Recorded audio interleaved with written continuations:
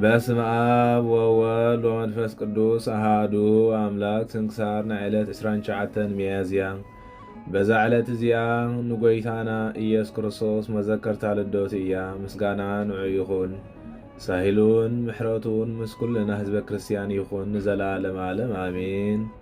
ሰላም ለልደትከ እማርያም በስጋ እንበለት አርሁ መንስጋ ኢየሱስ ክርስቶስ ፍጹመ ጽድቅ ወጸጋ ለኃጢአትየ በምህረትከ ህድጋ ወለጸሎትየ ቅድሜከ አይርጋ።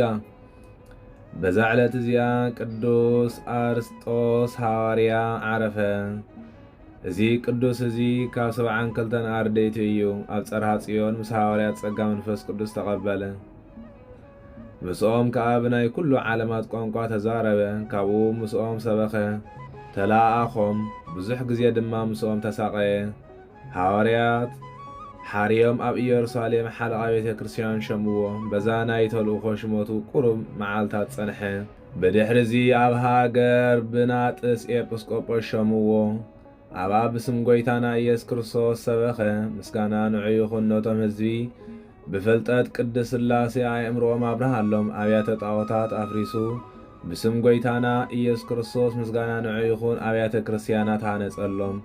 ዓበይቲ ተኣምራት መንክራትን ግብሪ ንመገበረ ንመሪር ማያት ናብ ጥዑም ማይ ለወጦ። ንዝደረቐ ኣዕናው ከም ዝጭብጭብ ከምኡውን ከም ዝፈርዩን ገበረ። ንብዙሓት ሕሙማት ካብ ብርቱዕ ሕማም ኣሕወየ። ኣብ ጽቡቕ ሽምግልና በጽሐ። ንእግዚአብሔር ባህ ኣቢሉ ምስ ኣስመሮ ብሰላም ዓረፈ። እንሆ ከዓ ሐዋርያ ጳውሎስ ሰላምታ እናቕረበ ኣብ መልእኽቱ ዘከሮ። በረኸቱ ምሳና ትኹን ዘላለም ዓለም አሜን። ሰላም እብል አርስጦስሃ ፍጹመ ኤጲስቆጶስና ዘእደ ሐዋርያት ተሰይመ ለሃገረ ብናጥስ ህዝብ እንዘያርኢ መድምመ ገብረ በጸሎቱ ይቡሰ እጽ ሉምሉመ ወምረረ ማይ ረሰየ ጥዑመ። በዛ ዕለት እዚኣ ኣባ አካክዮስ ናይ ኢየሩሳሌም ኤጲስቆጶስ ዓረፈ። እዚ ቅዱስ እዚ ገርሂ ጻድቕን ንጹህን ነበረ። ከሓቲ ብዙሕ መዓልታት ታሸገርዎ።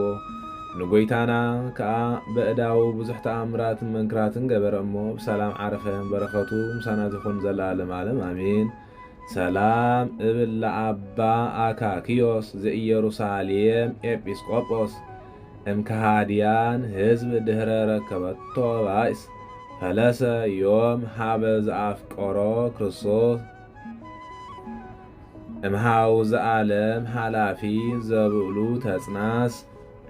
በዛ ዕለት እዚኣ መዘከርታ ኣባ ገሞሶን ምስኡ ዝነበሩ ብዙሓት ሰማዕታትን እያ። እግዚአብሔር ብጸሎቶም ይምሓረናን ዘላለም ዓለም አሜን።